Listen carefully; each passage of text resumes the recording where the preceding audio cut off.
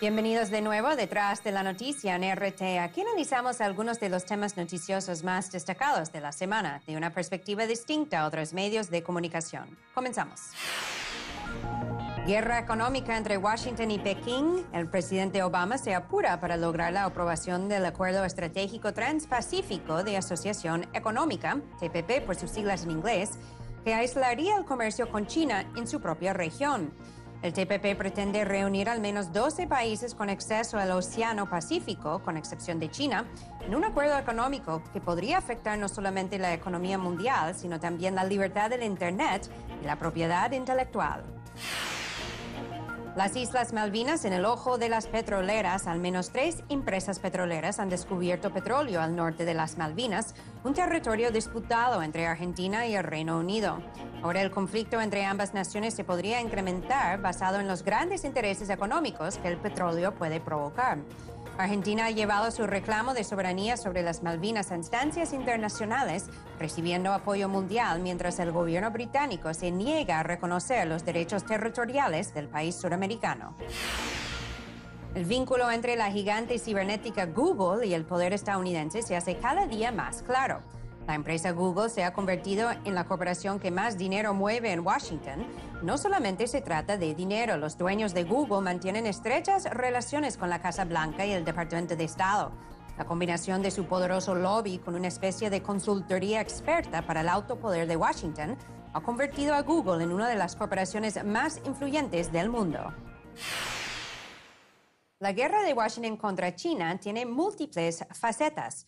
Una de las estrategias principales que ha empleado el gobierno estadounidense en contra de China ha sido las sanciones, o sea, una especie de guerra económica en donde intentan aislar a China a nivel mundial, pero también en su propia zona de operaciones. Ahora, el presidente Barack Obama se está apurando para lograr la aprobación de un acuerdo transpacífico de libre comercio de asociación económica con al menos 12 países que tienen acceso al Océano Pacífico, con la excepción de China, que por supuesto es el más grande. Y ahora, a través de este acuerdo, no solamente se afectaría el comercio mundial y específicamente con China, sino también muchos críticos de este acuerdo transpacífico, conocido también por sus siglas en inglés como el TPP, han criticado el hecho de que, según documentos que fueron filtrados, porque el acuerdo ha sido negociado en secreto, documentos filtrados y publicados por Wikileaks, pues se ha criticado el hecho de que este acuerdo podría limitar el acceso, el libre acceso al Internet, la libertad de expresión, podría redefinir lo que es los derechos de la propiedad intelectual y también la soberanía de las naciones, ya que este TPP da una especie de poder supranacional, o sea, un poder especial a las transnacionales, en donde podrían operar casi sin control en los países en donde existe este acuerdo. También podría afectar a otras naciones que incluso ni siquiera forman parte del TPP. Hay protestas que se han generado a nivel internacional en contra del TPP, que no solamente provienen desde China, sino también de los movimientos globales en contra del control de las transnacionales. Les invito a ver más sobre este tema a continuación. El polémico Tratado Transpacífico impulsado por el presidente Obama está a punto de llegar. La aprobación por el Senado de la Ley de Promoción del Comercio allanará el camino para negociar acuerdos comerciales.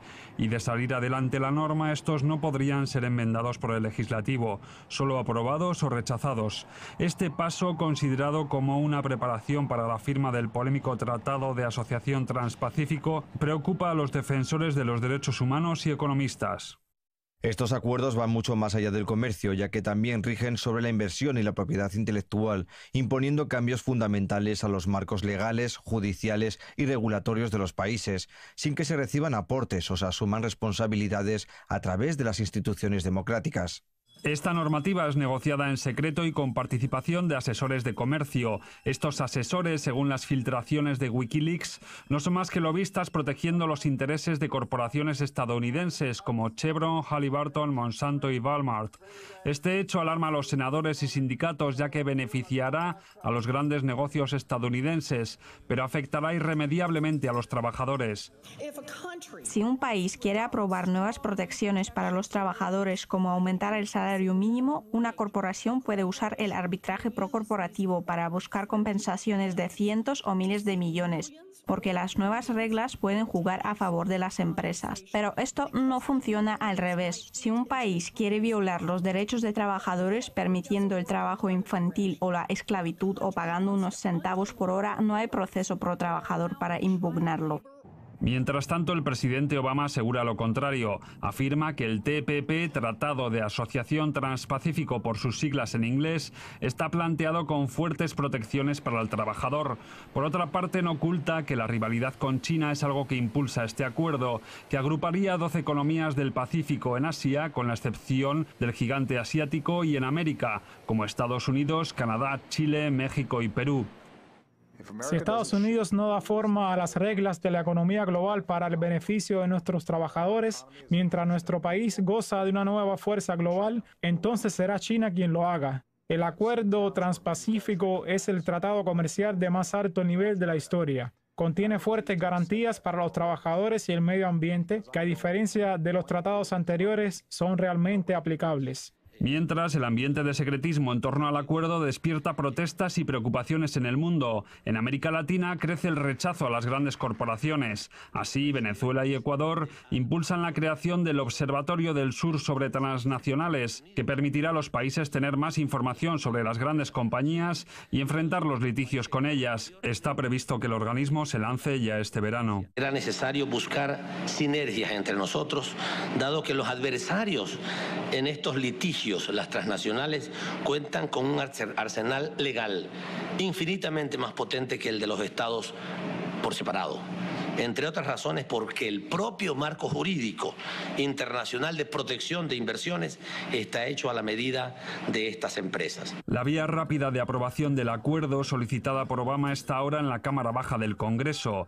Debido al sigilo con el que se está discutiendo este tratado, la preocupada población mundial permanece atenta a su destino. Y ahora, para analizar más sobre el TPP, la guerra de Washington contra China y los efectos económicos que pueden generar el TPP a nivel mundial, conversamos con Víctor Álvarez. Él es economista y está con nosotros desde Caracas, Venezuela. Gracias, Víctor, por estar aquí en Detrás de la Noticia. Gusto en saludarte, Eva. Un placer para mí estar de nuevo contigo. Víctor, en primer lugar, ¿crees que el TPP podría debilitar a la economía de China? Es un esfuerzo de Washington para aislar a China a nivel mundial en cuanto al ámbito económico. Indudablemente que es una iniciativa, ¿no?, del gobierno de Obama justamente para tratar de frenar, ¿no?, toda la intensa campaña, ¿no?, y el enorme esfuerzo que viene haciendo China por consolidar, bueno, su liderazgo en el sudeste asiático y en Asia en general y en el mundo, ¿no? Tengamos en cuenta que, como se dice, el Pacífico va a ser el escenario de las grandes decisiones, ¿no?, en el siglo XXI, ¿no? De modo que los Estados Unidos, que estuvieron bastante distraídos, ¿no?, en lo que va de siglo, en los conflictos que impulsaron primero en Afganistán, luego en Irak, ¿no?, y más tarde en Libia, desatendieron justamente el tema comercial y dejaron muchas vías, ¿no?, muchos senderos que han sido efectivamente ocupados y bien dominados, ¿no?, por China, y ahora quizás tardíamente, ¿no?, los Estados Unidos intentan entonces frenar, ¿no?, ese liderazgo enorme que viene teniendo el gigante asiático en el Pacífico, ¿no? Ahora, Víctor, mucho se ha criticado del TPP el hecho de que otorga una especie de poder supranacional a las transnacionales para que incluso puedan violar las leyes en los países donde operan. ¿Lo ves de esa forma?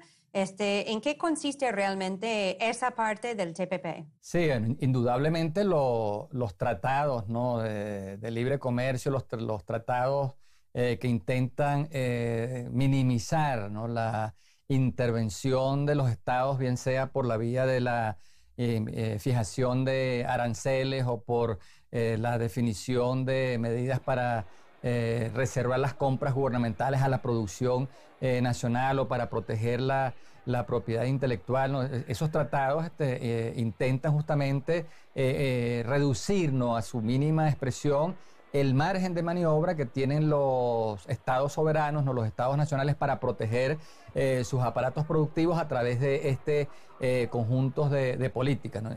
En esencia, con esos tratados se intenta imponer como una especie de constitución supranacional, ¿no? Que incluso rija por encima del marco legal, lo que se imponga sobre el entorno institucional de los países, y por eso siempre se han visto como una amenaza, ¿no? a la soberanía, y por eso han provocado tanta resistencia desde las distintas fuerzas, no solamente sociales o políticas, sino incluso económicas. Y Víctor, ¿cómo analizas justamente el contraste entre el TPP y otros acuerdos como por ejemplo ALBA, TCP, Petrocaribe, o sea, acuerdos que tienen principalmente su origen en América Latina, pero que están enfocados en una especie de intercambio más de iguales, priorizan la justicia social, respetan la soberanía de las naciones involucradas? ¿Son dos modelos en conflicto o más bien se pueden complementar? Sí, no, definitivamente son dos modelos muy,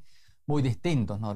Los tratados de libre comercio parten de ese principio de la integración de los mercados, ¿no? Donde hay que eliminar todos los obstáculos al comercio, ¿no? a la inversión, aunque no hablan para nada sobre el tema de los obstáculos a la libre circulación de las personas entre un país y otro, ¿no? El otro esquema del ALBA, del Tratado de Comercio de los Pueblos, las nuevas iniciativas de integración en América Latina, lejos de fundamentarse o de basarse o de centrarse en la integración de los mercados, se enfocan más bien en la integración de los pueblos, ¿no? En la complementación de los gobiernos. Son en esencia acuerdos de cooperación, no solamente para atender los asuntos derivados del comercio o de la integración económica, sino para impulsar proyectos, ¿no? Que ataquen los problemas que tienen que ver con el desempleo, con la pobreza, con la exclusión social,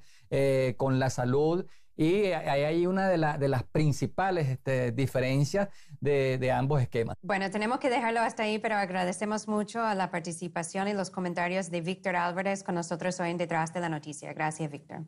No, siempre a la orden, Evan. Un placer estar contigo en tu programa. Y mientras Washington impulsa el TPP, el gobierno ecuatoriano ha promovido un movimiento mundial para crear un mecanismo que puede vigilar, monitorear y controlar a las transnacionales para que sean responsables y obedezcan las leyes en los países donde están operando.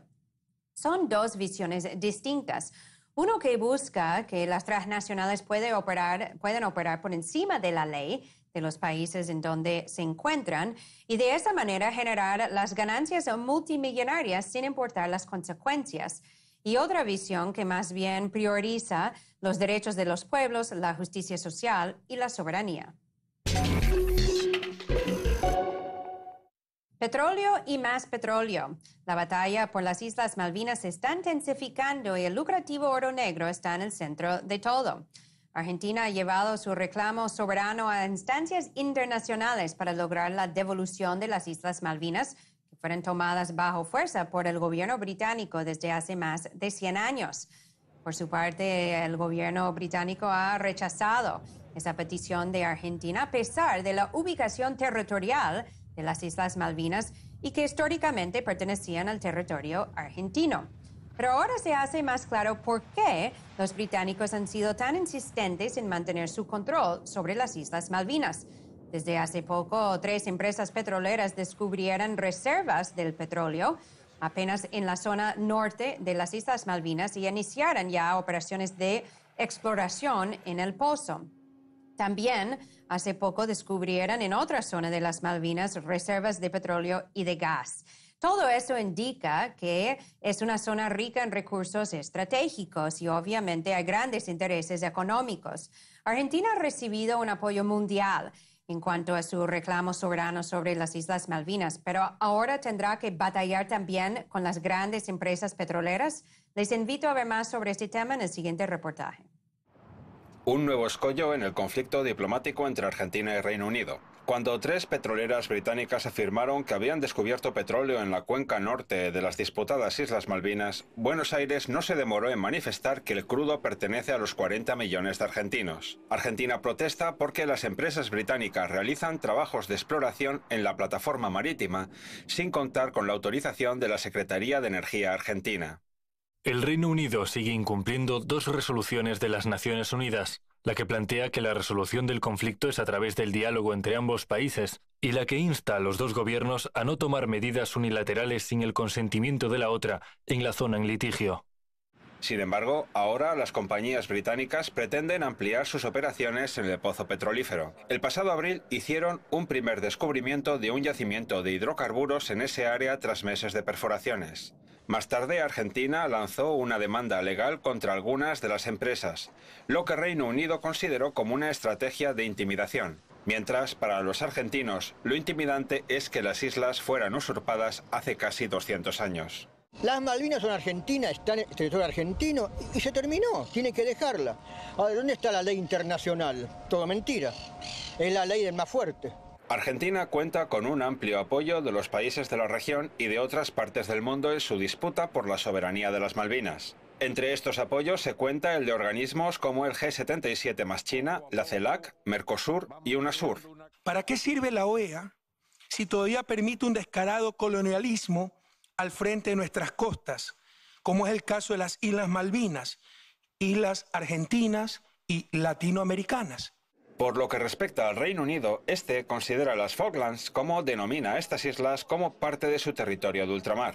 Además, se apoya en los resultados del referéndum del 2013, cuando la mayoría de los residentes de la isla votaron por permanecer bajo la administración del Reino Unido. Pero jurídicamente, la ONU aún cataloga a las Malvinas como un territorio de soberanía pendiente de definición, lo que permite que muchos califiquen las acciones unilaterales británicas de deliberada violación de las leyes. El gobierno británico sigue impulsando las actividades tanto militares como comerciales, de investigación y de extracción de petróleo, con lo cual lo que hace es generar cada vez una mayor inestabilidad en la región para recuperar el espacio geopolítico en la región, sobre todo por el hecho de que Argentina y la región sudamericana han incentivado últimamente las relaciones tanto con China como con Rusia. Cada año, el tema de la soberanía de las Malvinas vuelve a aparecer en la mesa de discusiones del Comité de Descolonización de la ONU. Y aunque la disputa sigue siendo enconada, muchos resaltan que la posición de Argentina va reforzándose y las voces de quienes la apoyan adquieren cada vez más peso político. ¿Será eso suficiente para vencer a los grupos de presión occidentales del sector del petróleo? Y ahora, para hablar más sobre la disputa por las Islas Malvinas, conversamos con Eduardo Lucita. Él es economista, está con nosotros desde Buenos Aires. Gracias, Eduardo, por estar aquí en Detrás de la Noticia. Hola, Eva. Ahora, Eduardo, ¿crees que el interés de los británicos sobre las Islas Malvinas es justamente porque se ha descubierto que es una zona rica en recursos estratégicos? ¿Crees que por esa razón los británicos se niegan a devolver el territorio a Argentina? Bueno, evidentemente los recursos naturales, petróleo y gas, también la pesca, son importantes para cualquier relación y también para los británicos, ¿no es cierto? Pero no es solo un problema económico de necesidad de recursos naturales, es también un problema geopolítico. La ubicación estratégica del archipiélago de las Islas Malvinas permite controlar todo el sur e incluso está el problema de la Antártida, ¿no? Incluso no sé si detrás de todo esto no está también la vocación imperial de los Estados Unidos. Hay que recordar que la Antártida es el reservorio de agua potable más importante del mundo, ¿no? Y también el tema de la pesca es muy importante, ¿no? Y Eduardo, bajo las condiciones actuales, ¿Argentina tendrá algún derecho sobre los recursos estratégicos, petróleo, gas, que se consiguen en la zona de las Islas Malvinas, dado a que está tan cerca su territorio? Mira, las Islas Malvinas son argentinas. Están usurpadas desde el año 1833 por Inglaterra, que desalojó a una endeble guarnición argentina que había ahí, ¿no? Desde ese entonces, Argentina reclama en todas las instancias internacionales. Los recursos que hay ahí son recursos argentinos, como son las islas, y están en la órbita de la plataforma submarina argentina, la plataforma marítima argentina, ¿no? Así que esos recursos son argentinos, no cabe la menor duda. Y Eduardo, ¿cuáles son los recursos jurídicos, legales, políticos que le queda al gobierno argentino frente a la negación de los británicos para devolver el territorio de las Islas Malvinas a Argentina? Bueno, está la famosa histórica resolución 2065 de las Naciones Unidas, que declara al archipiélago dentro de los sectores del mundo, como también el Peñón de Gibraltar, que es una soberanía de territorios no autónomos. Es decir, cuando se habla de territorio no autónomo, es una relación que no es que el pueblo, que la gente que vive en las Islas Malvinas sean autónomas e independientes y decidan relacionarse con Inglaterra. No es un territorio autónomo, es un territorio que pertenece al conjunto del territorio continental de la República Argentina, y es un problema de soberanía, ¿no? O sea, es un problema político que Argentina lo está discutiendo en todos los ámbitos internacionales desde el año 1946, que las Naciones Unidas sacó una resolución favorable, y la gran mayoría de los países que integran Naciones Unidas son favorables a que las Islas Malvinas son territorio argentino, ¿no?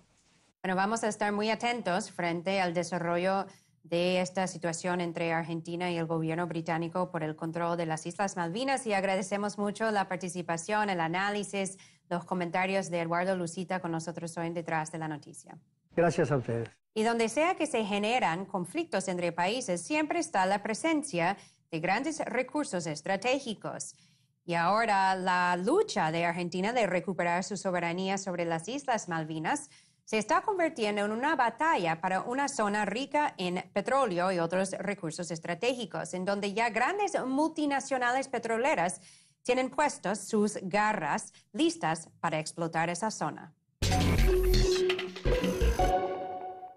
La gigante cibernética Google se ha convertido en la empresa de mayor influencia en Washington, incluso gastando millones y millones de dólares en esfuerzos de lobby para influir sobre el seno del poder estadounidense. Pero no solamente es a través del dinero que Google ejerce su poder político, pues altos representantes de esa empresa han cultivado relaciones muy cercanas con poderosos en la Casa Blanca. Incluso los ejecutivos de Google han gozado de una relación muy cercana a miembros del Departamento de Estado, una relación para una empresa del cibermundo que está sin precedentes. Incluso el propio presidente de Google, Eric Schmidt, es un cercano amigo de los Clinton, del presidente Obama y de otros influyentes en Washington, y ha actuado como una especie de diplomático oculto, utilizando el alcance de Google a nivel internacional y en diversas audiencias para promover el poder y la agenda estadounidense. Pero es una relación recíproca. Mientras Google actúa a nivel mundial para promover el poder estadounidense, al mismo tiempo gasta sus millones y millones de dólares en lobby para promover su propia agenda. Vamos a escuchar un comentario sobre este tema. Al igual que todas las grandes empresas, Google tiene un cúmulo de intereses que busca proteger ante las autoridades, y por lo mismo debe utilizar las mismas herramientas de presión política que utilizan todas las grandes empresas estadounidenses para influir en el gobierno y en el Congreso de ese país, guardando las proporciones, pensando que ahora es la empresa que más gasta en lobby. Por cada dólar que gasta Google, hay otra empresa que gasta otro dólar, pero en defender ideas contrarias que pueden perjudicar a Google. En el fondo es parte de este juego, de quién influye más al gobierno a través del dinero en Estados Unidos. Acá el detalle es que Google no se trata de una empresa que fabrique algo quizás irrelevante como juguetes, sino que es un gigante tecnológico con un poder sin igual que se ha convertido en sinónimo de realizar una búsqueda de información en Internet. Sin contar de que cuenta con muchísima información privada de todos sus usuarios, porque se basa en un modelo de negocios en que en el fondo la gente comparte información con ellos para ellos ofrecer sus productos gratis, lo que hace que sea preocupante el aumento de su gasto en lobby, porque al fin y al cabo esto sirve para influenciar el desarrollo de leyes que pueden ser menos estrictas acerca de lo que hacen estas empresas con nuestros datos personales. Y según documentos de la empresa privada de inteligencia Stratfor, que fueron filtrados a través de Wikileaks, pues Google ha recibido un apoyo desde la Casa Blanca y el Departamento de Estado para realizar actividades y trabajos que la CIA no podía hacer. Y de esa manera, Google ha utilizado su influencia mundial para incluso promover las acciones del gobierno estadounidense para avanzar cambios de regímenes, o sea, de gobiernos en países de importancia estratégica para la agenda de Washington, entre otras actividades más clandestinas. Guerra económica, guerra territorial, guerra de información. Hay que estar pendiente de todos los diferentes frentes de batalla. Y nosotros, como siempre, estaremos aquí analizando, investigando y reportando lo que está detrás de la noticia. Mientras tanto, me pueden seguir vía Twitter, @EvaGollinger, y a través de mi blog en actualidad.rt.com. Muchísimas gracias por estar con nosotros y hasta la próxima.